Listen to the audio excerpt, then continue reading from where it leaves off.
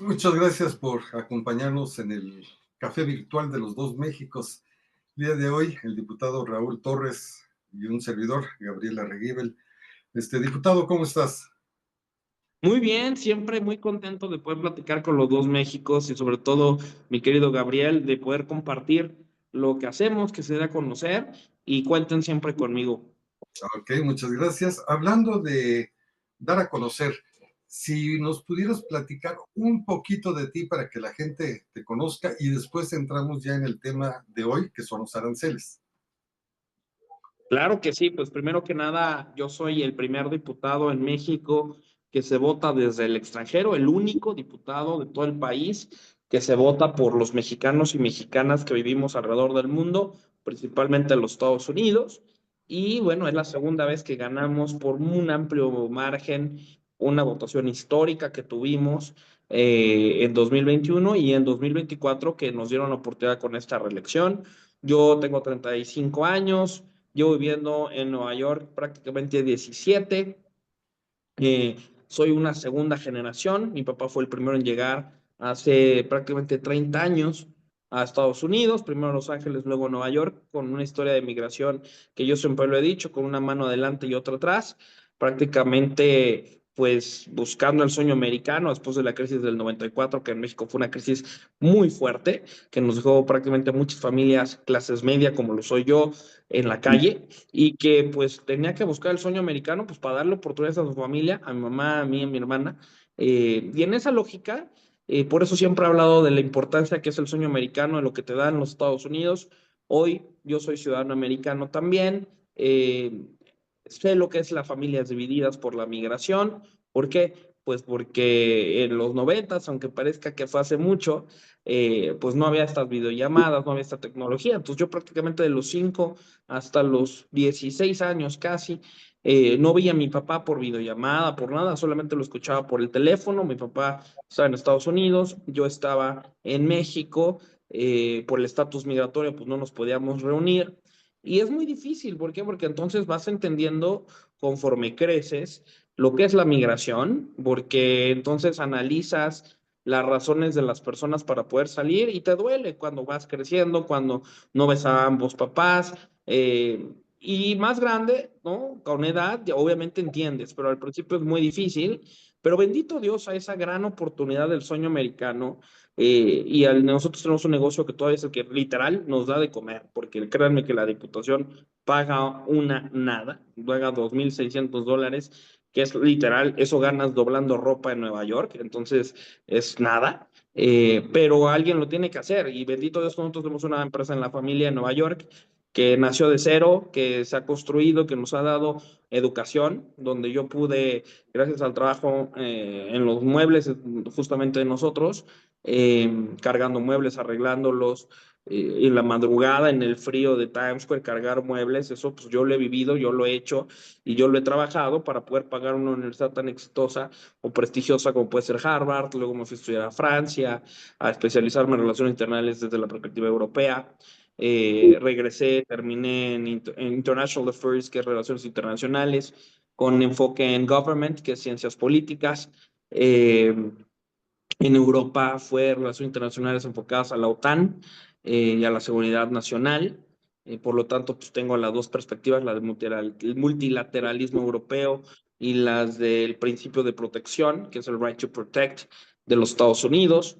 Me regreso a México al CIDE, que es una de las mejores universidades en México en temas económicos, ¿no? Para poder ser técnico, poder ser profesional. Siempre dije, el día de mañana que sea servidor público es porque quiero ser un profesional de esto, no quiero ser como todos los políticos que son intentos de, o gente que da pena incluso cuando habla. Yo por eso soy crítico y muy crítico de aquellos legisladores y legisladoras que no sirven más que para levantar la mano y la levantan mal, ¿no? Me preparé, lo he dicho, me preparé toda mi vida para este cargo, para darte a ti resultados como mexicano, mexicano en el exterior. Por supuesto que sí, yo tengo un partido que es el PAN, soy de oposición, sin embargo, no soy alguien que nada más busca señalar lo malo. Desde mis principios ha sido colaborar, construir, coordinarnos ¿no? Llevar una agenda que beneficie a todos, sin importar si eres de mi partido o no, incluso seas de la Ciudad de México o no. Para mí, llevar una agenda es dar una agenda profesional y que esa agenda hable por un servidor. Y pues bueno, llegamos a la diputación, a la candidatura primero y luego ganamos la elección en 2021 y tuvimos la oportunidad de salir a una reelección en 2024 donde ganamos por un amplio margen histórico, una votación que nunca había pasado en México, donde otra vez las y los chilangos que vivimos en el extranjero marcamos una tendencia, representamos hoy 5 de cada 10 votos que llegan del extranjero. Ni todos los estados juntos harían lo que sacamos los de la ciudad.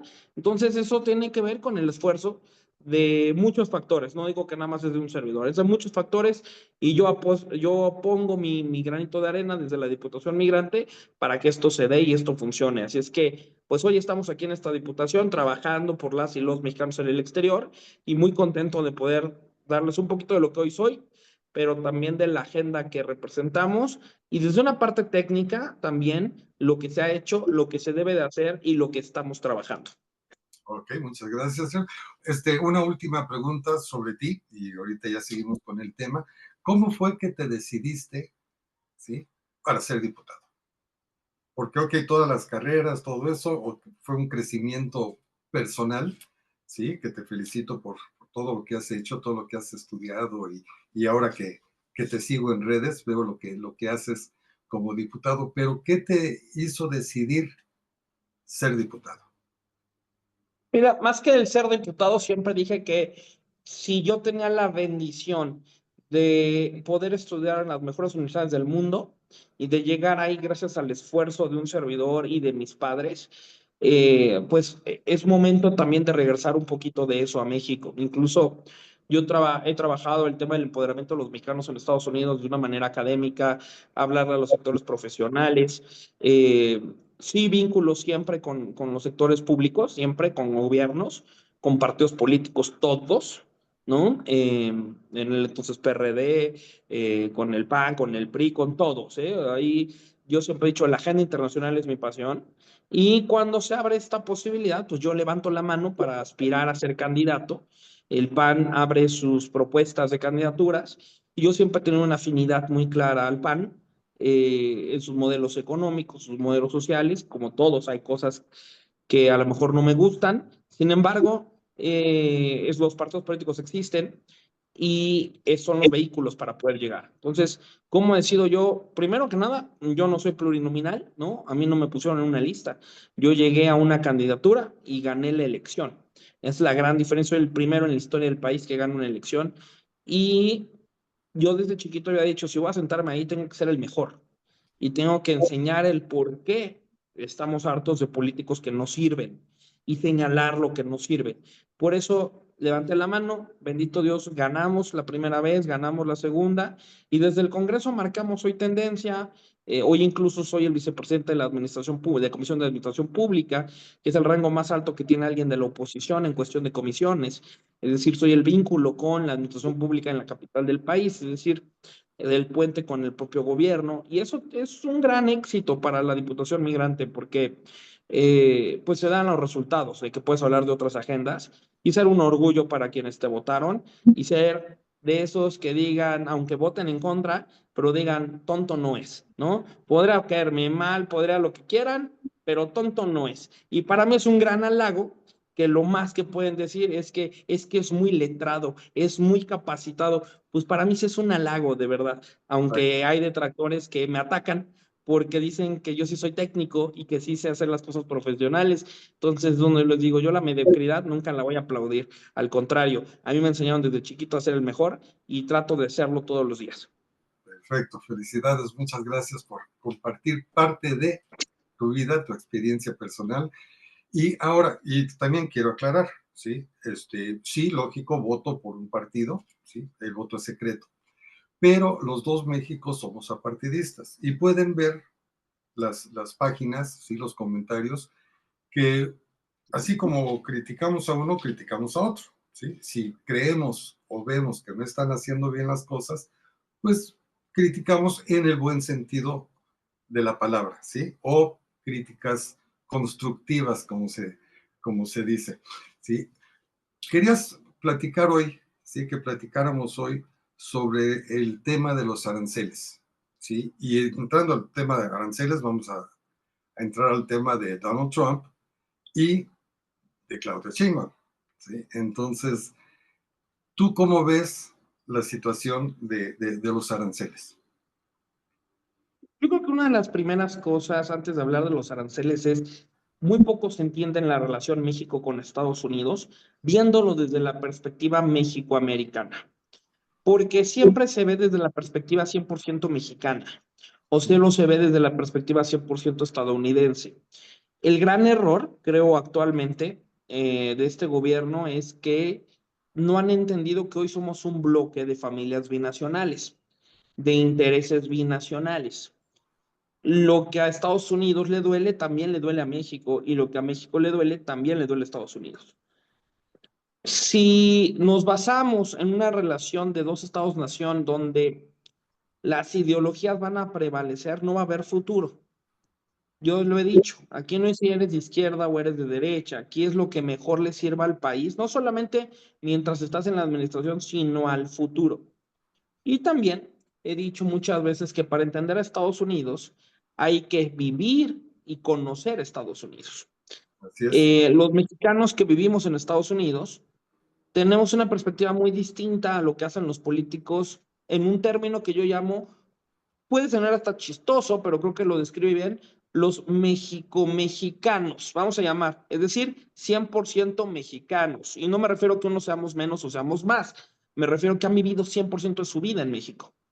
Aquellos que han vivido el 100% de su vida en México, es difícil que puedan tener la empatía de saber lo que somos los migrantes, es difícil de conocer la empatía de lo que es el comercio exterior directamente con los estados, es difícil de saber los temas de los visados, la gama de visados, los temas migratorios. Es difícil conocer eso. ¿Por qué? Porque usted lo explican desde un libro, ¿no? Y siempre los tecnócratas en general se habían basado en esto, tanto de un país como del otro, no quiero decir que uno en particular. Sin embargo, creo que hoy uno de los puntos principales que México no está teniendo o no está ejecutando es el valor de su diáspora. Yo desde que llegué a la Diputación, llegué con un mensaje y lo sigo, de que no se nos vea como el pobrecito migrante. Ujú. Para mí eso es un insulto.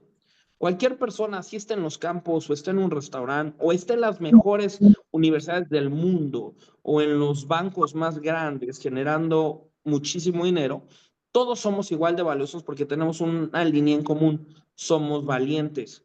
No cualquiera se sube a un avión o no cualquiera cruza un río o no cualquiera cruza un desierto para trabajar hasta 3 turnos para sacar a su familia adelante.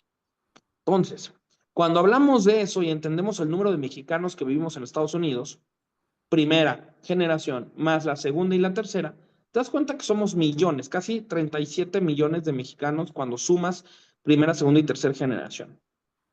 Es un lobbying impresionante, es decir, el lobbying es cabildeo, es una fuerza de cabildeo que pudiera dar muchos resultados y que hoy desgraciadamente no lo estamos ejecutando. Es como si tú tuvieras en tu equipo de fútbol, digo, yo le voy a las Chivas, ¿no? Estamos en crisis en México en el fútbol, pero se da cuenta que en Chivas tienes a Cristiano Ronaldo y lo mandas a la banca o ni siquiera lo alineas, ¿no? Entonces, o a Messi, ¿no? Para los que vayan a Barcelona. Bueno, eso está pasando con México. Está teniendo a Messi o a Ronaldo o al que tú quieras poner Mbappé, al que le quieras poner de nombre, que tienes al lobby mexicano que no le estás dando juego. Si nosotros tuviéramos las cartas en la mesa de decir, hey, los mexicanos no somos pobrecitos, los mexicanos cumplimos en esto. Y la narrativa tiene que cambiar porque cuando llegas a una negociación en el Tratado de Libre Comercio, pues es un tema económico, 100%, pero lo económico sí detona lo social. ¿Y a qué voy? Cuando en los números, en 1994 se firmó el primer Tratado de Libre Comercio, el TEMEC, el NAFTA, 1.0. Y en el 94 se hicieron, se hicieron el catálogo de visados. Es decir, a partir del 94 hubo una lista de opciones para poder emigrar a Estados Unidos o a Canadá de forma legal. Antes, en los 60s, 70s, 80s y la primera mitad de los 90s, la gran mayoría de los mexicanos eran como los chistes de Pepito. Solamente tenías al quien tenía familia en el extranjero era o muy pobre o muy rico. Pero la clase media no estaba en Estados Unidos. O sea, Gabriel, tú lo sabes cómo era antes del Tratado de Libre Comercio. Solamente tenías alguien muy, muy, muy rico o alguien de verdad muy, muy, muy pobre que estaba en Estados Unidos. Y por lo general, en números mayores, eran los más pobres. Eh, a partir del 94, eso cambió. ¿Por qué? Porque hubo incluso visados para trabajadores temporales del campo.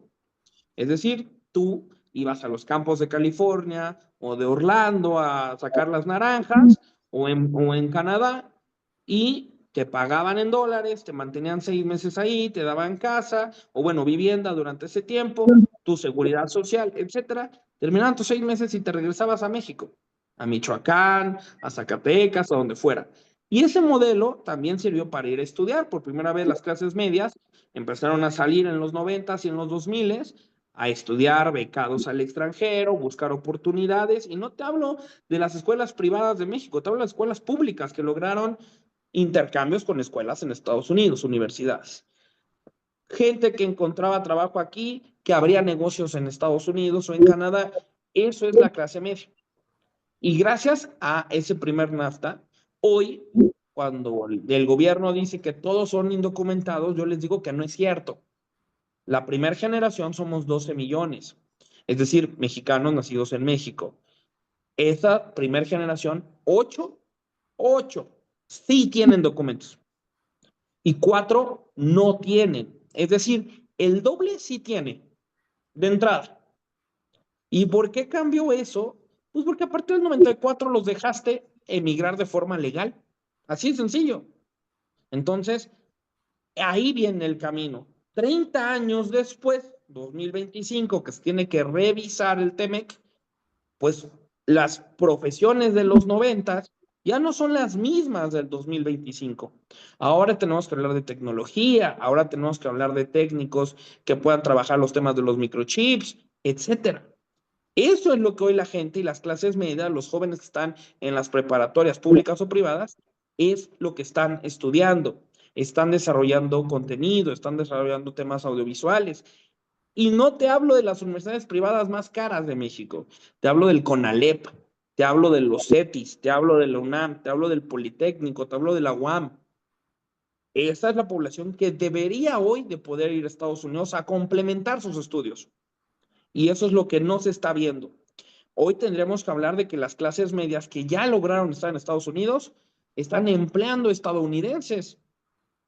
Y entonces, ¿cómo generamos 4 de cada 10 empleos en ciudades como San Antonio? Tendríamos que estar hablando de cómo somos un hub de salud en lugares como Houston. Tendríamos que estar hablando en cómo están los corredores de innovación tecnológica de San Francisco en Silicon Valley hacia arriba, hacia Seattle, en Washington State.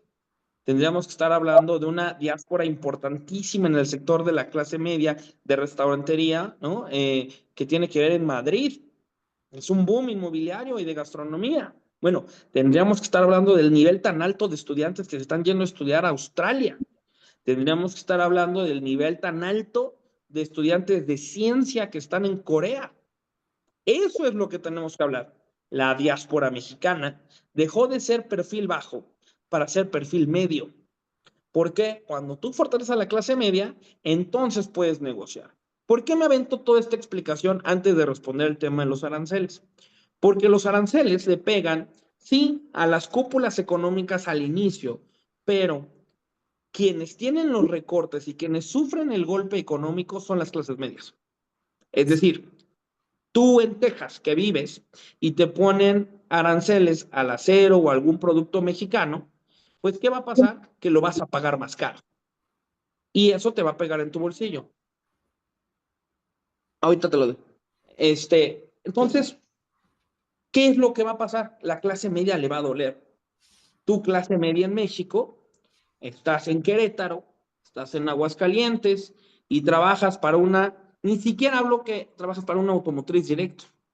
Le haces tus diseños, es decir, trabajas en una economía secundaria o terciaria relacionada a capitales que están en Estados Unidos y que aterrizaron en Querétaro, a Guanajuato, Aguascalientes. Si llegan los aranceles, ¿a quiénes van a correr primero? Pues obviamente a las clases medias, que son quienes dan los servicios. Entonces, esto le pega a los dos países, pero le pega más a México. ¿Por qué? Porque México tiene una relación con Estados Unidos que depende 86% de sus exportaciones. Entonces, cuando México o el gobierno mexicano va a negociar con una narrativa de tirarse al piso y decir, es que pobres de todos los migrantes, a todos nos tratan mal, cuando tú llegas pidiendo lástima, lo más seguro es que te traten y te tiren al piso, porque ya estás en el piso. Llegaste estirando la mano, te la van a cerrar. Pero si tú llegas a decir, a ver, Texas, tu comercio con México y con estos estados de México depende de A, B, C, D, E. Vamos a hablar incluso de los distritos que los congresistas dependen del voto latino de origen mexicano.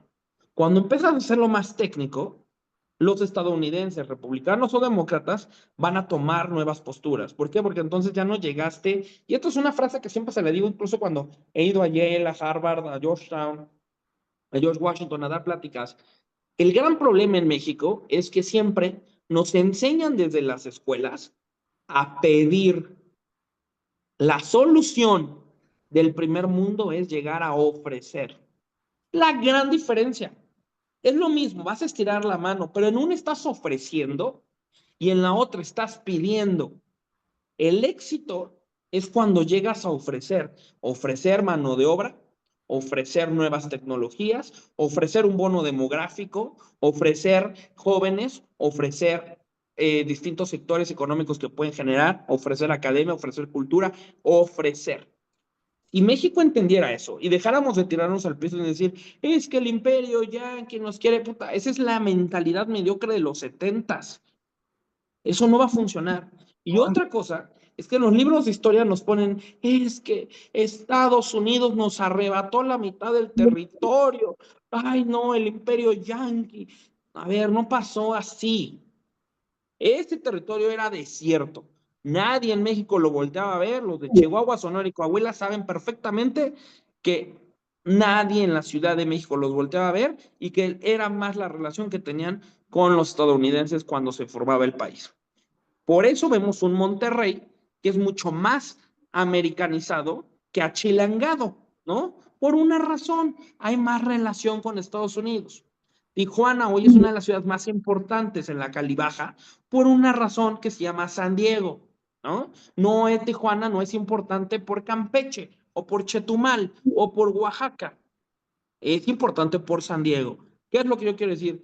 Cuando las nuevas generaciones vamos entendiendo que México es un bloque con Estados Unidos y con Canadá, el chip cambia. Y voy a concluir esto. En Europa esto se logró. Cuando se forma la Unión Europea, o se estaba trabajando primero por la Comunidad Europea y luego por la Unión Europea, antes, y tú seguramente, Gabriel, recordarás que si tú ibas a España, la gente traía pesetas, en Francia traían francos, en Alemania traían marcos, ¿no? En Italia traían la lira. Y todos tenían una concepción muy local. Yo soy español, yo soy alemán, yo soy italiano, etcétera. Hoy, si tú vas a Europa, primero ves la bandera de la Unión Europea. Segundo, pagas en euros. Y tercero, la gente se dice soy europeo. Y luego te dice soy europeo de España, soy europeo de Italia, soy europeo de Alemania. Si nosotros cambiáramos la mentalidad en las nuevas generaciones, diríamos, soy norteamericano de México, soy norteamericano de Canadá o soy norteamericano de los Estados Unidos, porque somos un bloque y porque hay una necesidad ya cultural de los tres países con México. Con esto cierro. Los temas culturales son la llave para abrir los económicos y no se ha visto así. Pero lo que más duele, mi querido Gabriel, es que en México no se ha entendido esto. Se sigue viendo al americano como el malo, el invasor, y se sigue sintiendo y creyendo que los mexicanos en Estados Unidos todos estamos en el campo. Y no tengo nada para la gente del campo, al contrario. El gran error es que no han entendido que sí hay gente del campo, pero que ha logrado tener hectáreas en el campo o generar economía en el campo, o está en los restaurantes y empezó lavando trastes para ser el dueño de 3 restaurantes, de 4 restaurantes. Ese es el éxito de la comunidad mexicana o mexicoamericana. ¿Qué es lo que se tiene que lograr? Que si hoy a los americanos, yo les digo, abran una serie en Netflix, en Disney Channel, en Apple TV, en la que quieran. Y seguramente ya van a encontrar a alguien de apellido latino. Y ese alguien de apellido latino ya no es el jardinero, ¿eh? Hoy es el Avenger, hoy es la chica bonita o el joven que mata zombies, hoy es la estrella de la serie. Si los americanos en el pop culture ya adoptaron a los mexicanos, ya no somos Speedy González, el que era chiquito, pretito y con el sombrero y se quedaba dormido. Hoy somos el Avenger, ahí están las series. Si los americanos ya lo vieron así, ¿por qué demonios en México seguimos creyendo que los mexicanos en Estados Unidos somos Speedy González? ¿No? Entonces, esto Speedy González nace en los 70, Gabriel. No nace en 2025. Hoy es un Avenger el mexicano. Hoy es estrella de Hollywood. Hoy ganan Óscares. Eso es México, eso es la diáspora. Y si cambiáramos la narrativa y el gobierno entendiera esto, los aranceles no serían problema. Hoy estaríamos hablando de cómo vamos a traer inversiones de México a Estados Unidos, porque las hay, y de Estados Unidos a México, sin perder de vista Canadá. Así es. Y fíjate, tienes razón. Nosotros como los dos Méxicos hicimos varias reuniones de mexicanos que viven en Estados Unidos con políticos en México, ¿sí? Presidentes de partidos y demás. Cuando les platicábamos de que los traíamos y que querían platicar con ellos, ¿sí? En una ocasión me tocó, no voy a decir nombres porque delato al partido, ¿sí? O a los partidos, pero nos dijeron, ok, los hospedamos en tal lugar, ¿sí? Un hotel 3 estrellas. Y les dije, digo, no se preocupen por eso. Todos estamos hospedados en tal lugar. 5 estrellas diamante, ¿sí? O sea, y les dijeron lo que tú estás diciendo, ¿sí? Ok, yo me fui como campesino. Mis hijos, mi hija es abogada, mi hijo es doctor, mi hijo, o sea, ya no somos los que éramos, ¿sí? Eso es muy importante que la gente lo vea. También importante, como dices, ¿no? Que no nos agachemos. Hay que ofrecer, no hay que pedir. A mí en varias ocasiones, en varias dependencias, llegaba yo a ofrecer un producto, un proyecto, y me decían, ¿sí? ¿Qué es lo que vas a pedir? Dijo, no es que no vengo a pedir, te vengo a ofrecer. Y te vengo a ofrecer esto y esto y esto y esto, pero te va a costar tanto. Punto. O sea, como tú dices, ¿no? Son los ejemplos que debemos de darle, a lo mejor ya no a los adultos, pero sí a los jóvenes, ¿sí? Darles ese tipo de ejemplo, ¿sí? No consejo, porque los consejos los jóvenes no los toman, así como nosotros cuando éramos jóvenes tampoco los tomábamos, ¿sí? Pero sí los ejemplos del por qué, ¿sí? De las cosas. Tienes razón. Yo tuve la fortuna de vivir 40 y tantos años en Estados Unidos de corrido, ¿sí? Y no conocía, ¿sí? Digo, afortunadamente o desafortunadamente, no conocía los problemas de los mexicanos indocumentados. Yo iba a escuela católica, vivía en una burbuja. Entro a trabajar en medios y me doy cuenta de todo lo que está pasando, y ahí es cuando pienso en los dos Méxicos, en hacer y hago el giro completo de carrera, ¿no? Dije, me aviento. Y después, el venirme a México, ¿no? Después de que solo venía a las vacaciones a visitar a mis abuelos y todo, pues, total, si no pega, si no puedo, si no me sale, pues me regreso a mi pueblo. Varios me dijeron, ¿cuál es tu pueblo? Pues Sacramento. Ahora sí que pues, allá viví desde que tenía yo 1 año de edad, ¿no? Hasta los 40 y cacho. Entonces, sí es importante que jóvenes como tú les des el ejemplo, ¿sí? De cómo ser. A mi hijo le platicaba yo hoy en la mañana que la única vez, y no me sentí discriminado, ¿sí? Porque yo a mí siempre oh, ¿te llamas Gabriel? No, me llamo Gabriel. ¿sí? Y pues me dicen Gabriel. Fui el director de noticias en una televisora gringa. El director general me decía, yo a él le decía Smith, ¿sí? Y él me decía Larry. Entonces yo dije, bueno, pues Larry. Y siempre me decía Larry. Yo dije, pues ok. Un día que llegan otros directores de otras estaciones, me presentan, me dicen Larry, y uno de ellos dice, es el primer mexicano que conozco que se llama Larry. Digo, no es que no me llamo Larry. Me dice, entonces, ¿por qué te dice Larry? Le digo, no sé. ¿Sí? Pues resulta que el director mi jefe, dividió el apellido Larraguibel y él lo veía como Larry y pensaba que yo me llamaba Larry y me apellidaba Gibel. Entonces me dijo, entonces por eso me dices a mí Mr. Smith. Le dije, pues sí, pues, si tú me dices Larry, pues yo te digo Smith. O sea, X. Entonces la cosa era no dejarse, no dejarnos dividir, ¿sí? Es muy importante y es algo que les digo y a lo mejor tú me puedes explicar, creo que nos quedan como 3 minutos de este cafecito, nos vamos a seguir platicando más en estos cafés virtuales que estamos haciendo ahora, pero hay cosas que no entiendo, ¿sí? Como por qué una persona de derecha, de ultraderecha, como es Donald Trump, logró dividir a su país, blancos contra los demás.